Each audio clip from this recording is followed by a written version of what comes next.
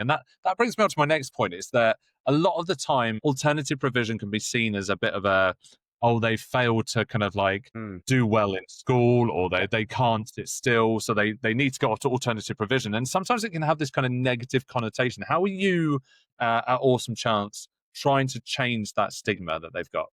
I think some of it is just the way that we set ourselves up. And I'm not going to pretend that 4 and a half years ago when I started, we were the organization that we are now. And a lot of it is firstly trying to help the schools, the local authorities, understand what it is that we're offering and that we are operating at a level that they are comfortable with. So for us, we've gone very heavy on our processes, very heavy on our safeguarding, and health and safety, the fundamentals of keeping young people safe, the things that keep you awake at night. So that's really important for us. And so all of our staff trained to level 3 in safeguarding. We've done a full audit. We've done the compact audit with Portsmouth.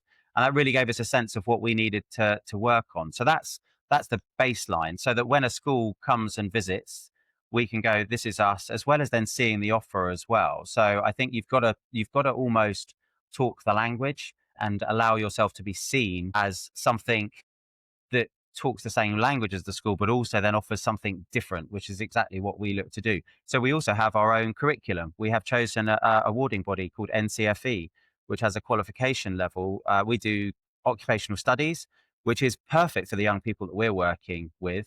We don't go anywhere near maths, English, science. That is still the responsibility of the school. So we have very clear definitions with the schools that we are working with.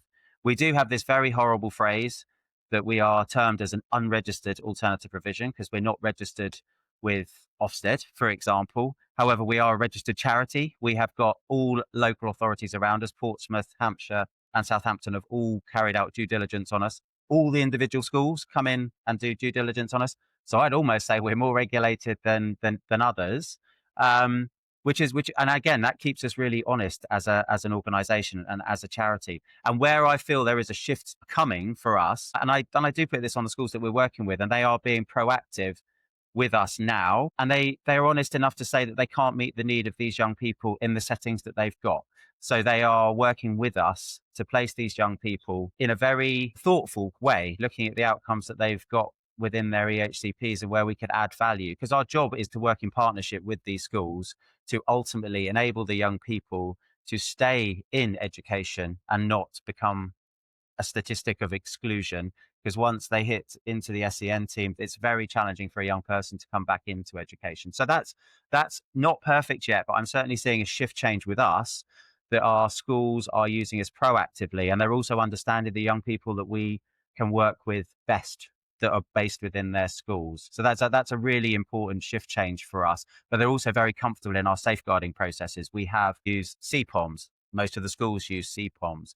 We have a health and safety platform. I have risk assessments coming out of my ears, absolutely as I should, but they're also very, very much embedded in the offer, and the staff have been trained to understand them and to use them, and actually are involved with writing them. And some young people are involved with writing them as well. So it's kind of this balance between creating a really interesting offer, which is high risk. Some of it is seen as high risk because you're out on the water or you're out mountain biking. We have to tick all of those boxes in a way that keeps us human enough to be able to work with these young people and get the outcomes that we want for them. You're like the epitome of the extreme going beyond compliance tick box for everything safeguarding. Literally just what you said in the last 2 minutes is everything that somebody needs to look out for when it comes to going beyond compliance. Even the bit that you mentioned a second ago of going, even the children are involved in developing our policies and procedures and the culture of safeguarding our organization. That's fantastic. Really I love it. And it just becomes a culture. And I think that's the thing that we have gone on a journey on.